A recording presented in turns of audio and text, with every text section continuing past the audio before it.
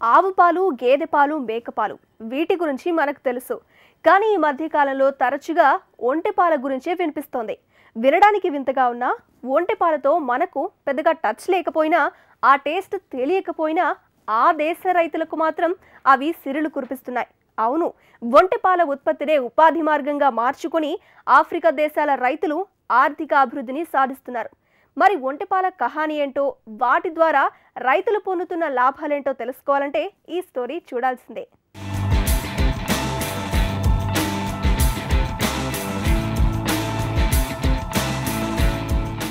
ఒంటెపాల కహాని ఇప్పుడు మొదలైంది కాదండోయ్. సుమారు 6000 ఏళ్లుగా ఒంటెపాలను మనుషులు తాగుతున్నారట. ఈ మధ్యకాలంలో మళ్లీ వీటికి ఆదరణ పెరుగుతోంది. అది మన అనారోగ్యాల పుణ్యమే అని చెప్పక తప్పదు. ముఖ్యంగా మధుమేహం ఉన్నవారు ఈ పాలు తాగాలని వైద్యులు సూచిస్తున్నారు. దీంతో సౌత్ ఆఫ్రికా దేశ రైతులకు షుగర్ పేషెంట్లే కస్టమర్లుగా మారారు. ఒంటె పాలకు డిమాండ్ పెరగడంతో వాటిని పెంచుతూ పాలను విక్రయిస్తూ లాభదాయకమైన ఆదాయాన్ని పొందుతున్నారు.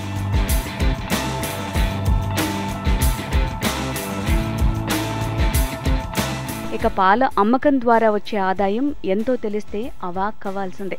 అక్కడ ఒంటెపాల వాణిజ్యం విలువ ఏడాదికి $10 బిలియన్ పైనే ఉంటుందట.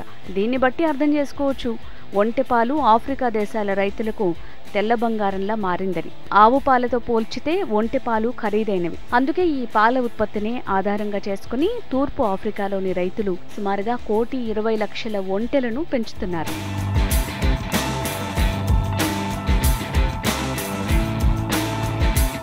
ఒంటెపాలలో ఎన్నో ఔషధ గుణాలున్నాయి. పాలల్లోనే కాదు, వాటి చర్మం మొదలు వేళ్లు, గోర్ల వరకు ప్రతి భాగానికి ఔషధ గుణాలున్నాయి. అందుకే ఈ మధ్యకాలంలో ఒంటెపాలకు డిమాండ్ పెరిగింది. ఒంటెపాలకు ఏర్పడే డిమాండ్ను ముందుగానే గుర్తించి 2017 సంవత్సరంలో పాలను ప్రాసెస్ చేసే సంస్థను నెలకొల్పారు సౌత్ ఆఫ్రికన్లు. పాల నిర్వహణపై చాలా ఖర్చు చేస్తున్నారు. ఇక ఒంటెపాలను నిల్వ చేసేందుకు ప్రత్యేక పద్ధతులను అనుసరిస్తున్నారు.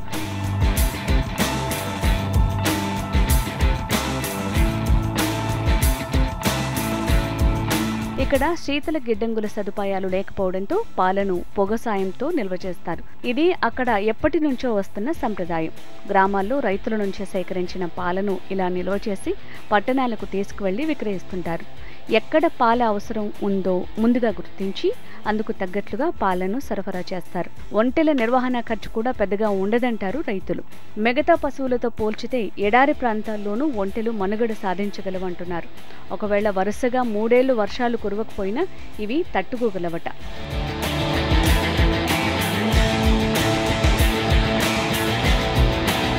నిజానికి ఒంటెపాలలో సహజ సిద్ధమైన ఇన్సులిన్ లాంటి ప్రోటీన్ ఉంటుంది. విటమిన్ సి, ఐరన్తో పాటు చాలా పోషకాలుంటాయి.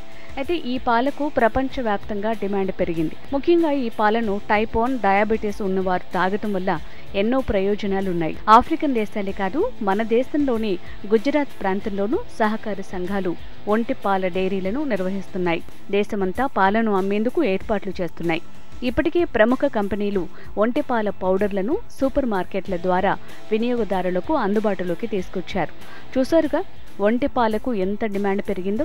ఇదంతా చూస్తే త్వరలోనే మన దేశంలోనూ ఒంటెపాల విప్లవం రావటం ఖాయంగా కనిపిస్తోంది. భారత్లో షుగర్ వ్యాధి బారిన పడుతున్న వారి సంఖ్య విపరీతంగా పెరుగుతోంది. దీంతో ఒంటెపాల వాడకానికి దేశవ్యాప్తంగా డిమాండ్ ఉండే అవకాశాలు పుష్కలంగా ఉన్నాయి.